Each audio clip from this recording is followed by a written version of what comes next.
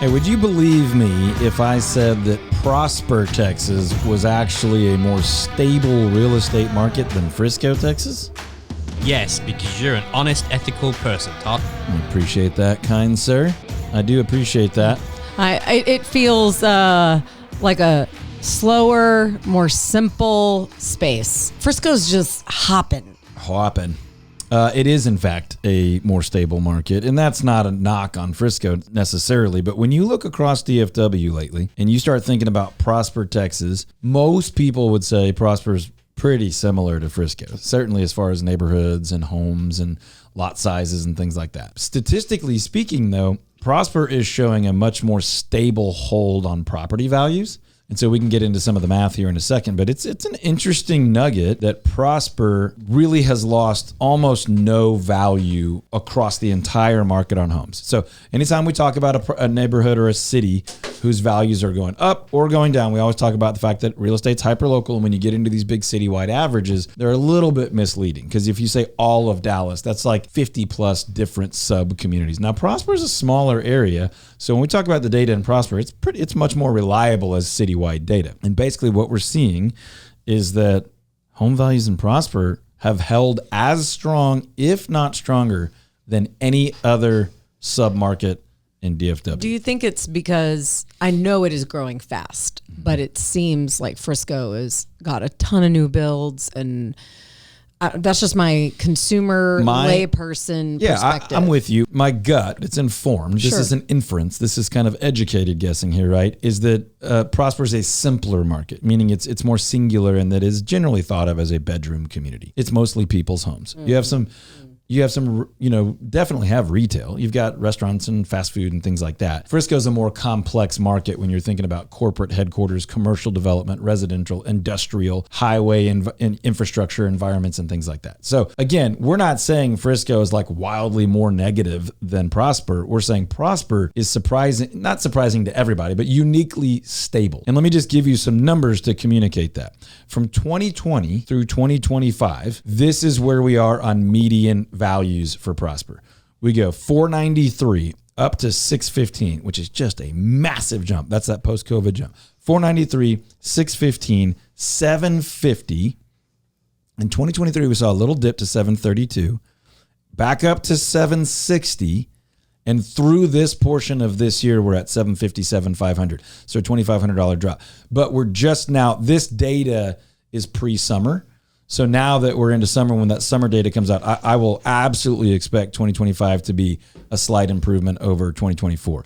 So basically we saw one little dip down from 750 to 732, then up to 760, and now basically right at 760. We'll see how the year ends up, probably the same or a little bit better. What that data is showing us is, wow, there are other areas that across the averages are down a little bit more.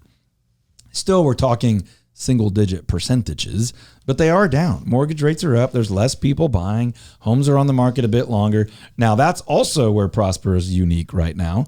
We are seeing the time it takes to sell a home go up like those other areas. 2021, we were at 6 days. In 2025, early 2025, 51 days. So, you're at like 8 or 9 times as long. But when you started at 6 days, it's such a low number. That's a crazy deal. But we're under 2 months, which is still a very reasonable time to sell a home in, historically speaking. But compared to the markets that we've been in for the last 8 or 9 years, that's starting to feel a bit longer. So all in all, the market is just slower paced, less overall activity, but there are these flashes of real opportunity, and Prosper is one of those areas where there's real opportunity. We're just seeing very, very little, if any, valuation drop. We are seeing this slowdown. Inventory right now, overall, is about 4 months, which we would call a stable market. Sellers don't have massive leverage. Buyers don't have tons of leverage. One street compared to another street might have a little bit more buyer leverage than one might have a little more seller leverage.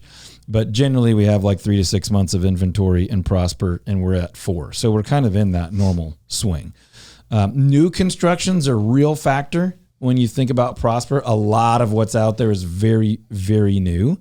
And so you're looking at total new homes sold or on the market 171 4 or 5 years ago. Last year, 718. And this year we only have partial data. So, Prosper in many ways this is not always the right terminology, but feels like a suburb of Frisco, meaning that's where a lot of people live and sleep and have their house. And then they go and have activities or maybe even work in Frisco because they're neighbors. But they're different mathematically. I would argue that Frisco is just a more complex. There's different types of properties, more property as a whole, more industrial, commercial, things like that. So you see a little more volatility in a more complicated market like that. I would argue that they're acting pretty darn similarly. But Prosper statistically is showing as, if not certainly one of the most stable housing markets in all of DFW. Plus, it's a new, clean, fresh, kind of family-oriented place that's on that northern edge, but doesn't feel like you're going out to it. Feels like it's still very much connected to all the infrastructure and entertainment and dining and shopping and all that good stuff right around it. So Prosper's a heck of a place to live. We go up there. Our kids play sports against some teams up there, so we go up there pretty regularly, and it's just growing so fast, but it's growing well, meaning, they haven't kind of outgrown their infrastructure in any way where other areas in our area have and had to kind of have some stop-start development type thing. So great place to be.